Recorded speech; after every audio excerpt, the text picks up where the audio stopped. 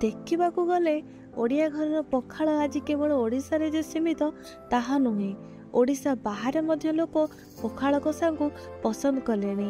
ଆଜିକାଲି ରାସ୍ତା କଡ଼ରେ ହୋଟେଲ ଠାରୁ ଆରମ୍ଭ କରି ବଡ଼ ବଡ଼ ରେଷ୍ଟୁରାଣ୍ଟରେ ବି ପଖାଳର ଚାହିଦା ବଢ଼ିବାରେ ଲାଗିଛି।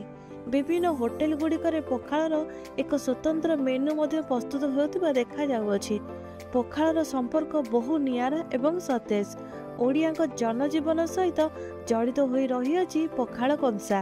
ଧନୀ ହେଉ କି ଗରିବ ସମସ୍ତେ ପଖାଳକୁ ବହୁ ଆପଣାର କରି ନେଉଅଛନ୍ତି। ବିଭିନ୍ନ ହୋଟେଲରେ ଏବଂ ରେଷ୍ଟୁରାଣ୍ଟରେ ବାସି ପଖାଳ, ସଜ ପଖାଳ, ଦହି ପଖାଳ, ଜିରା ଛୁଙ୍କ ଦିଆ ପଖାଳ, ଆମ୍ବ କଷି ପଖାଳ ଆଦି କେତେ କ'ଣ ପଖାଳ ପ୍ରସ୍ତୁତ ହେଉଅଛି। ପଖାଳ ସହିତ ଆମିଷ ଖାଇବାରେ ସ୍ୱାଦ ସମ୍ପୂର୍ଣ୍ଣ ନିଆରା। ପଖାଳ ଦିବସ ଆସିଲେ ଏହିପରି କିଛି ସଂଗଠନ ପଖାଳ ଦିବସ ପାଳନ କରୁଛନ୍ତି। ସହରରେ କିଛି ହୋଟେଲ ଓ ରେଷ୍ଟୁରାଣ୍ଟରେ ବିଭିନ୍ନ ସଂଗଠନ ପଖାଳ ଦିବସ ପାଳିବା ସହ ଓଡ଼ିଆଙ୍କ ପଖାଳ କଂସାର ବେଶ୍ ଚାହିଦା ଭରି ରହିଛି। ଦେଖିବାକୁ ଗଲେ ଓଡ଼ିଆ ଘରର ପଖାଳ ଆଜି କେବଳ ଓଡ଼ିଶାରେ ଯେ ସୀମିତ ତାହା ନୁହେଁ। ଓଡ଼ିଶା ବାହାରେ ମଧ୍ୟ ଲୋକ ପଖାଳ କଷାକୁ ପସନ୍ଦ କଲେଣି।